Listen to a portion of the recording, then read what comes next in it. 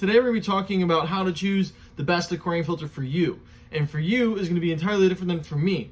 But with the hopes of this video is that you'll be able to better understand how I choose the best filter for me, and then going through that thought process and how I think about what types of filters I want to use, you will then be able to make a decision about what type of aquarium filter is best for your individual tank, fish room, or multiple fish tanks that you have. Hey guys, welcome back to the Aquarium Library with Andrew. Today we're going to be talking just broadly first about the different types of filtration, whether air driven or pump driven.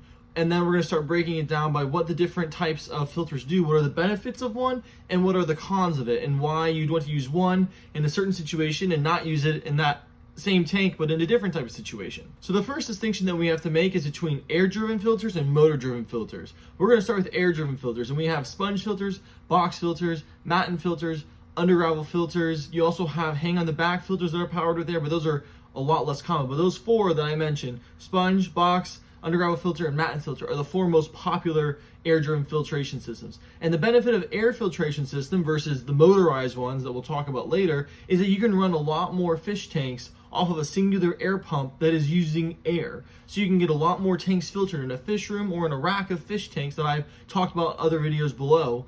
You actually get a lot more bang for your buck in terms of when buying an air pump and buying all the different types of filtration systems, because as you size up systems, as you size up the number of tanks you have or the room that you have for tanks, you can still use all those same components, your sponge filters, box filters, hang-on-back filters, or undergravel filters or matin filters, all again that are air driven, and be able to use them in the tanks as you go forward. Whereas with the motor driven ones, you sort of are stuck with a certain size and they can't really be as easily moved and transferred between tanks, and aren't just as versatile, in my opinion. The second category that we have is motorized filters. So those are going to include your typical hang-on back filters, your typical internal filters, your canister filters, as well as some, because some require pumps to be able to pump water back up into the tank.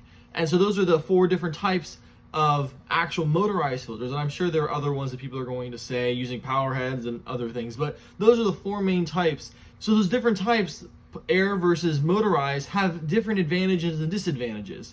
The biggest advantage for air-driven filtration system is if you have multiple tanks, this is going to be the one for you, or at least in my opinion, air-driven filters are going to be the one for you to choose. If you have a singular show tank and you only have one or two tanks you're trying to maintain, and you want to be able to have your filters hidden away and not worrying about the noise of air pumps and everything like that, you know, motorized filters, meaning canister filters, hang-on-back filters, or some filters, might be the best choice for you in that particular situation. So now that we've talked about sort of generalities, let's go down the different two branches of actual air-driven and actual motorized one, and why you would choose one over the other. And then we'll sort of do a comparison between all of them and in a particular tank, and give some examples of when you might choose a particular type of filtration system and when you might choose a different type of filtration system.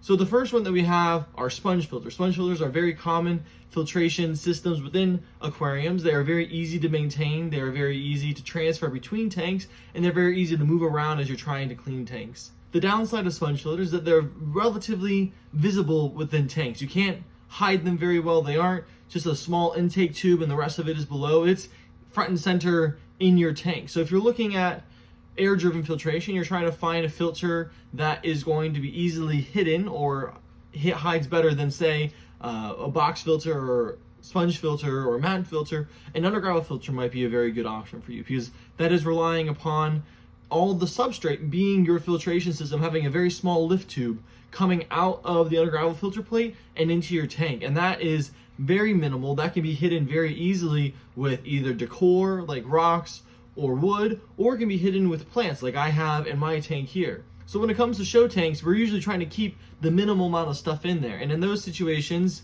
it wouldn't be too showy to have a sponge filter in there or a box filter in there. Yes, you can hide them with decor or whatnot, but it's a lot harder to hide that than, say, you can hide an undergravel lift tube. And that is just so much easier to hide with rocks and wood and plants than it is to hide a sponge filter and a box filter.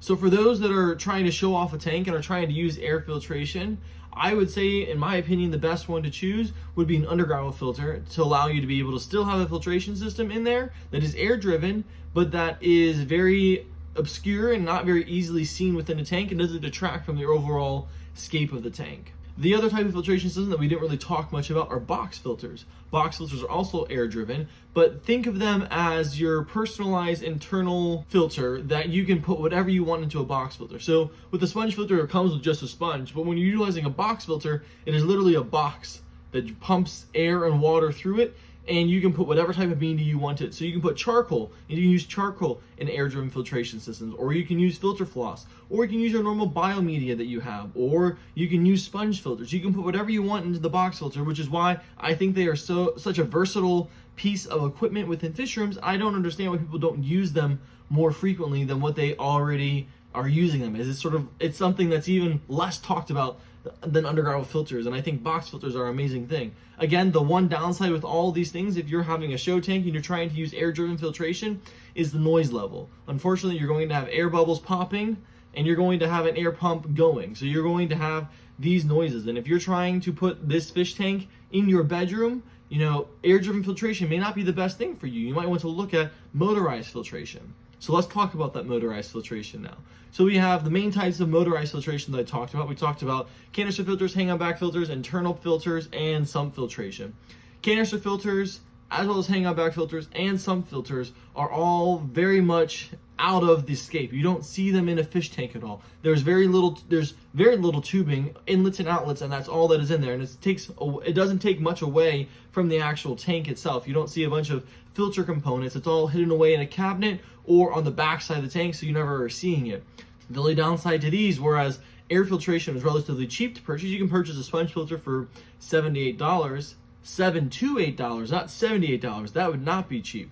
Whereas with your hang-on back filters and canister filters and your pumps and things like that for your sumps and other things, you start looking at the cost of, $20 to $30 for a filter, and you start getting in some of the larger canister filters that start running you close to $200, $300, $400. And when you start looking at that I can filter a tank like this with a $20 underground filter plate, and that will last forever and has no moving components to it. Or I could put a small canister filter on it that costs $100 and is going to keep a high maintenance cost for the different types of tubing as it starts cracking, the actual O-rings that start breaking down and deteriorating as time goes on, as well as impellers getting clogged or damaged or just becoming no longer usable due to their age. And you have all these other things you start factoring in when you are using motorized things that are outside of a tank, and you start worrying about, is this going to leak? Am I going to have water coming out of my tank and it's going to leak while I'm on vacation? Whereas with all the stuff that we talked about before, all the air-driven stuff, all that stuff is internal. So you don't have the same dilemma that you have with your motorized things that are outside of a tank. And you have the problems of water leaking out of the tank, because with these guys, the worst that can happen is that you are boiling water and it's coming out of the top of your tank and is just exploding everywhere and blowing water out of the tank, which doesn't really happen with hobbyists. But how easy is it for a pump to fail, or an O-ring to start leaking, or an impeller to stop working, or a pipe to crack, or a hose to crack outside of the tank, and all of a sudden you have a small leak of water and you don't ever know about it, or you don't know about it while you're on vacation. You come back to a wet stand and floor, and no one's looking forward to that.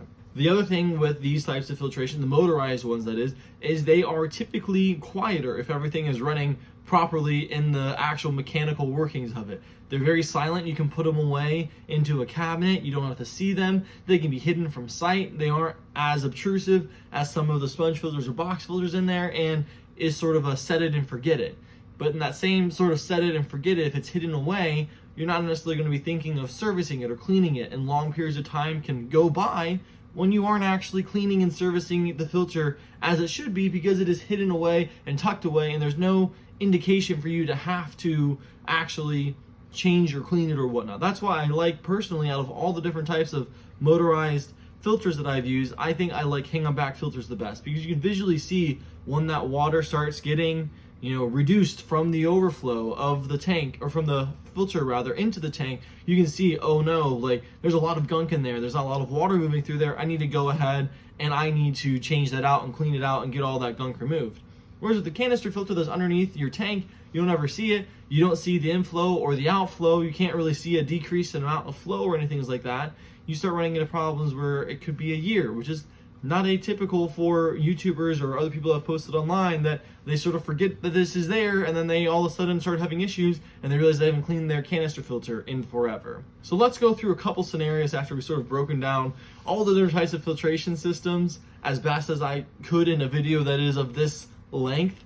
And we will go through a couple scenarios, and then we'll see if you guys would choose the same thing that I would choose in that certain situation.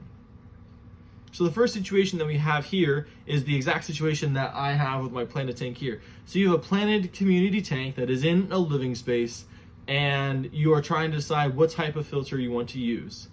What do you want to use? Do you want to use an underground filter, a box filter, a hang-on back filter, a canister filter? It's a 27-gallon tank. What are you going to choose? What is going to be the best thing for you in your situation? For me, that ended up being an underground filter, as well as a hang-on back filter. The hang-on back filter was more so that I had a cycled filter ready to go to put onto a new tank if I ever needed to set up a tank quickly, and I'd have a cycled filter that is all ready to go. But that is what I went with, was an underground filter, because it's very cheap to install, very cheap to purchase, very cheap to maintain. Like it isn't anything fancy. It gets the job done, and it's simple, and it can be hidden relatively easy. I was thinking about doing a sponge filter in here, but a sponge filter takes away from my space to be able to actually put plants as well as hardscape in the tank itself. So that's why I went with an underground filter. Another really good option for this tank would be just a hang-on back filter or just a smaller canister filter. But again, those are much more expensive than the underground filter that I chose to use. And I haven't had any issues with my underground filter 2 years running now. So we'll have to see if it keeps on going. I think it's going to keep on going, but it's up to you guys to choose which one you'd want to do. The next one that scenario for you might be a 120-gallon tank, and you have a bunch of African cichlids in there. What are you going to choose? I think in this situation, you're probably not going to want to look at a box filter or sponge filter per se. You're probably going to want something that has a greater amount of flow. So you could either, create a hybrid of that system, which I've done in the past, using a sponge filter with a power head, so you can move a lot of water through that sponge filter and create the circulation that you want, and then be able to utilize that sponge filter still, but as sort of a hybrid of a sponge filter and a motorized filter, air-driven and motorized. Another option that people use frequently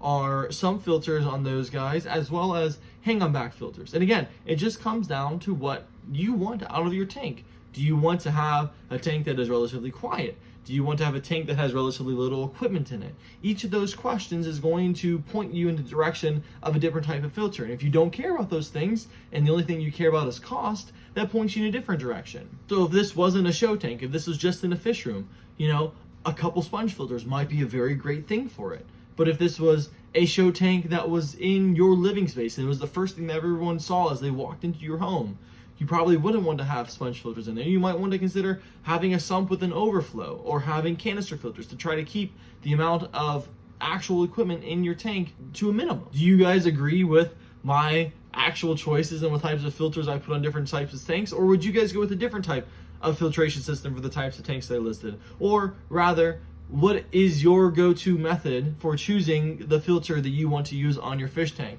Because I sort of broke down how I do it. Right now, in my mind, the biggest thing for me is cost as well as leakage of water.